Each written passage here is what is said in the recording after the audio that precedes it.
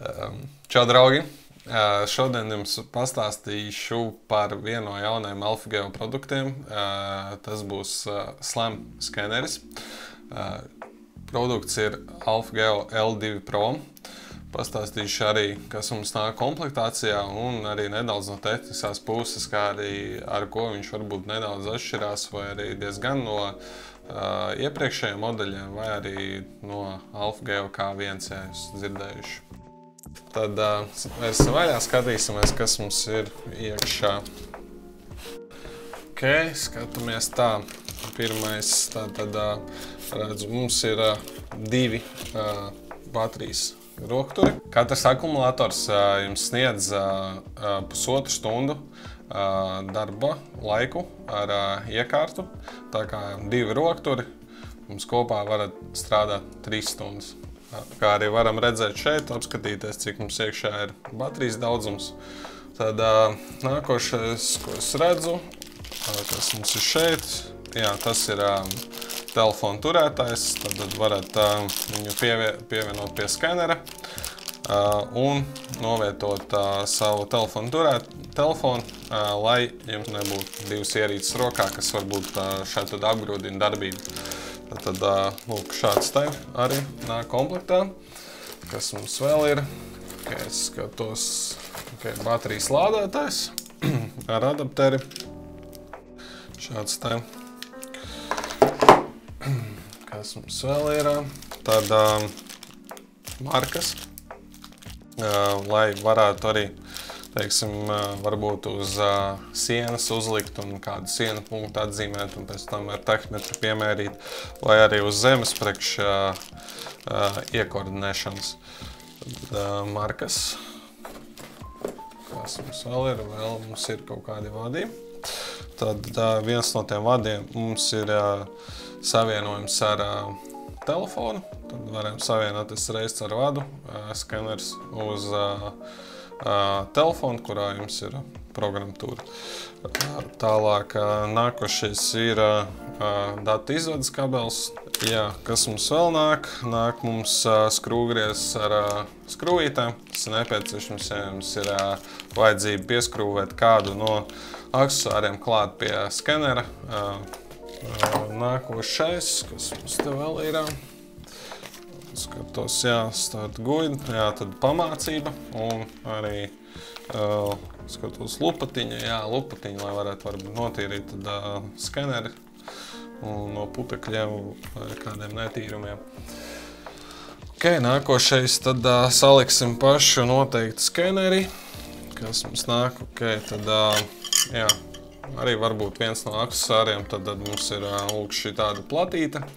Kā jau varbūt citiem skeneriem esat redzējuši, tad nāk šādas te lejā plates, kas ir ar šādām te atzīmēm, kurā vietā mēs varam tā kā atzīmēt savu GCP saucamo kontrolas punktu, pēc tam piemērīt to ar GNSS vai arī ar tahometru.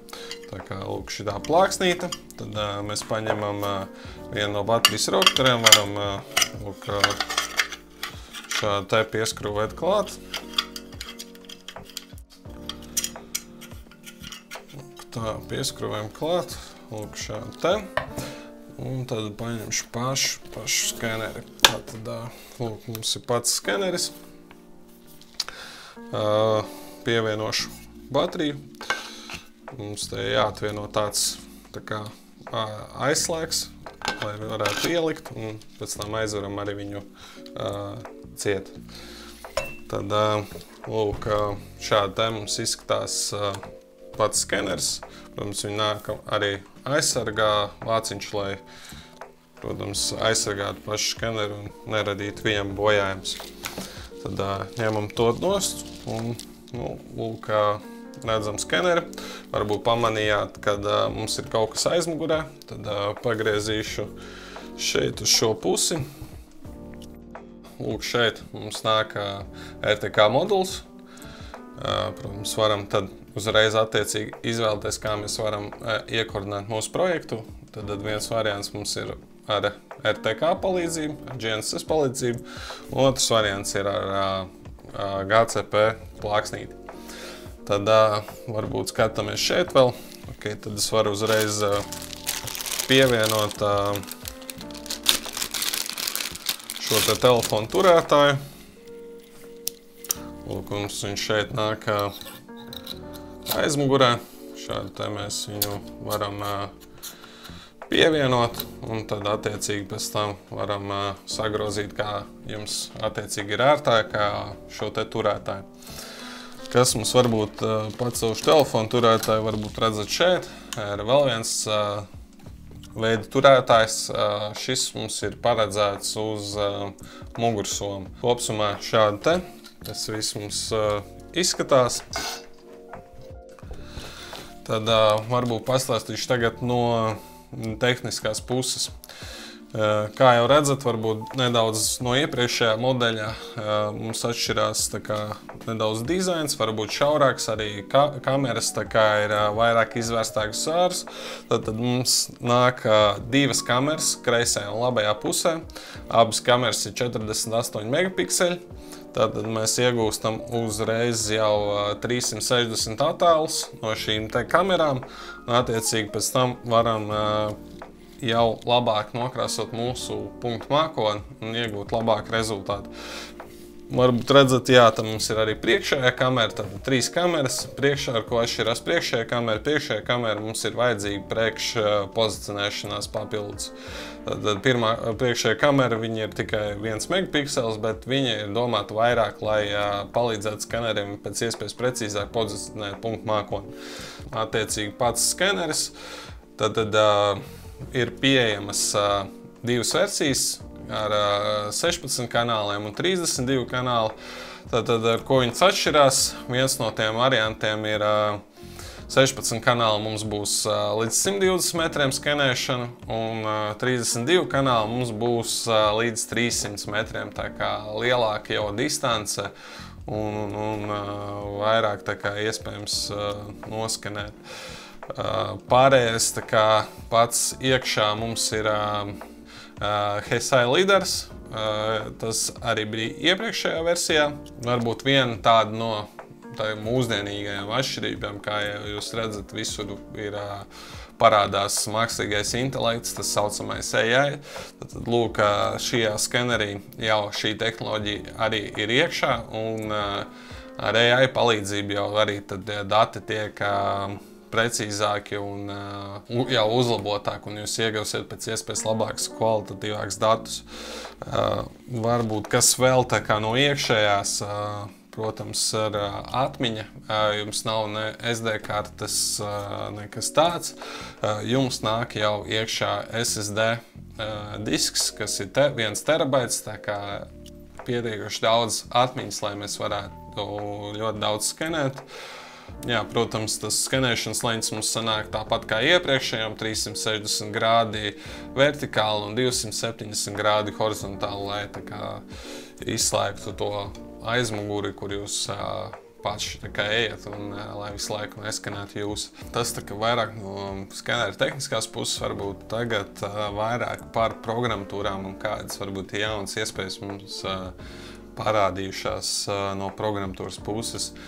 Data apstrāde mums notiek Lixel Studio programmatūrā. Mēs varam iegūt to punktu mākoni jau apstrādāt, kur ir iespējas jau noņemt kustīgus objektus, trošņus un visu pārējo. Bet varbūt no tā paša punktu mākoņa, ko jau jūs, teiksim, iegūstat, jau šis skeneris veido jau ar AI un RTK palīdzību jau veido to punktu mākoni jau iekšā atmiņā. Jūs varat viņu droši izmantot, jo viņš jau ir precīzāks un jau kvalitatīvāks, un kas vēl varbūt atšķirās no iepriekšējā, viņš jau ir koordinēts.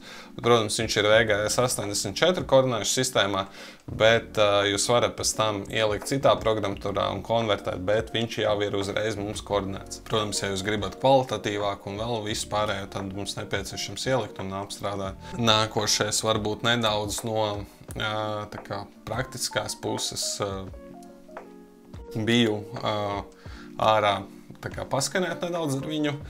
Varbūt kāds ir tas tā skenēšana un cik tas ir viegli, cik ērti varbūt to darīt. Es šajā gadījumā izmantoju nevis skenējot ar roku šādu te standartā, bet es izmantoju nevis arī to saucamo bikepack mugursomu, bet tas vairāk tā kā frontpacks varbūt priekšā uzliekamā mugursoma, tad man šeit nāk es uzvelku tādu tā kā saucamo mugursomu, bet man pats skeners ir priekšpusē.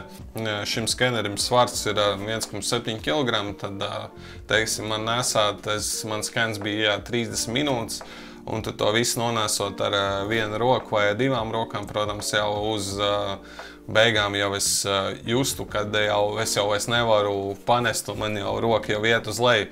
Bija ļoti viegli ar, teiksim, šo te man visu laiku šeit bija telefons ar programmatūru, es ļoti ērti ar abām rokām zūmoju iekšā ārā, skatījos pa labi, pa kreisi, kur es esmu noskanējis, kur neesmu, kas bija ļoti tā kā ērti un viegli, un es varēju uzreiz saprast, cik man daudz vajag skenēt un kur man vēl jāaiziet, kur man nav jāaiziet, kur jau es pa daudz esmu nostaigājis, un viss bija veikts arī RTK režīmā, un, protams, tagad testa varianta, testa nolūkos mēs izmantojām savu bāzstaciju, kas mums atradās šeit ofisā.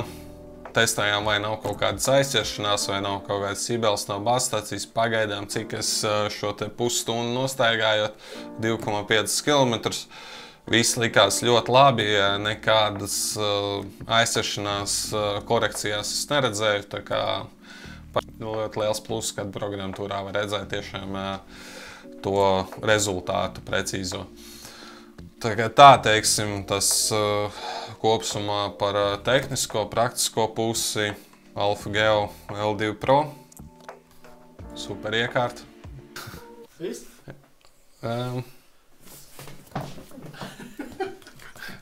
Skatāmies tālāk.